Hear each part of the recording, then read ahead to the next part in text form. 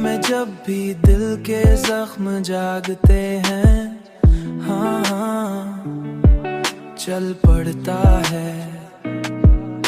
तू तेरी यादों का कारवां चल पड़ता है। हर लम्हा एक कहीं सुनाता है, जिसमें सिर्फ दर्द होता है और कोई अंजाम नहीं होता। मैंने तुझे भुलाने की बहुत कोशिश की, मगर हर कोशिश नाकाम हो गई। जैसे किस्मत ने मुझे तेरी यादों का कैदी बना दिया हो, यादों कैदी बना दिया हो।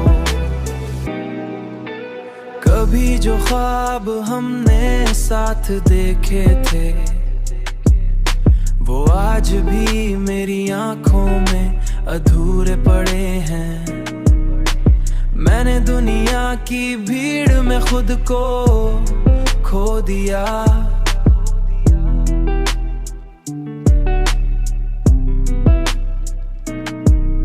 मगर तेरी तलाश खत्म न हुई। हर चेहरे में तेरा अक्स नजर आता रहा। ये कैसी मोहब्बत थी कि जितनी दूरी बढ़ी, इतनी ही शिद्दत बढ़ती गई।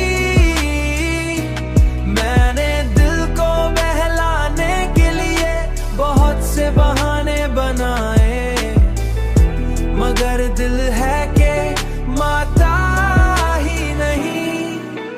तेरी हंसी की बाज़गिश्त आज भी मेरे कानों में गूंजती है, जैसे कोई पुरानी याद बार बार दोहराती हो।